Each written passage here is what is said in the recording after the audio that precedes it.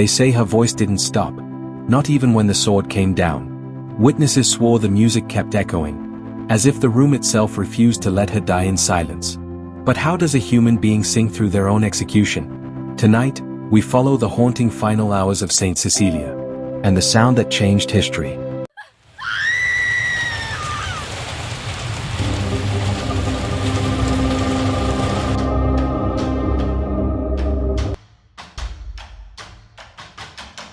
Welcome to Behind the Crime.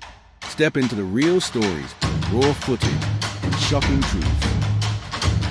Rome, 3rd century. A city drowning in incense, iron, and imperial fear. Cecilia, young, noble, strangely serene, was an early Christian in a world where that alone could get you killed. Her secret devotion pulsed beneath the marble streets. And yet, it was her music people remembered. Songs whispered in catacombs. Hymns that made even soldiers stop and listen. But Rome had no patience for beauty born from defiance. And when the authorities found out what she'd been hiding, they didn't just want silence. They wanted an example.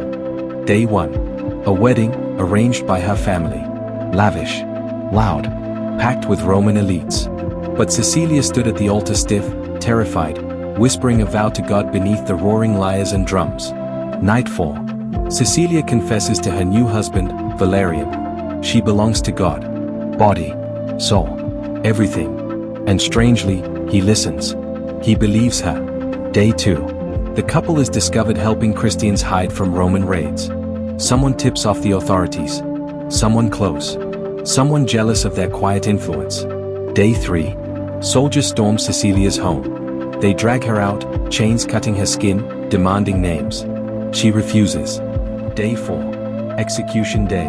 They lock her in a steam room first. The heat turned up until breath should have failed. But when the guards opened the door, she was standing, calm, singing. The officials panic.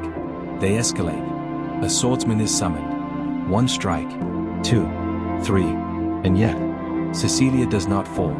She drops to her knees, hands raised, and begins to sing again. A soft, trembling melody that witnesses later described as otherworldly. For 3 days, she lay bleeding, barely breathing, still whisper singing hymns no one could explain. And then, silence. Even for Rome, this wasn't normal. Officials questioned the executioner. Was he lying? Did he hesitate? Did he miss on purpose? Doctors were ordered to examine the scene. No human should survive 1 blow, let alone 3. Then came the strange part. Neighbors claimed they heard the music after Cecilia was already unconscious. Faint, drifting through the streets, like a voice carried by wind. Investigators chalked it up to panic.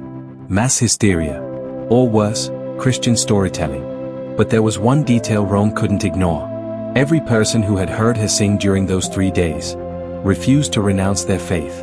And the empire suddenly had a problem. While the officials tried to bury the story, a discovery was made centuries later, deep beneath the church built over her home.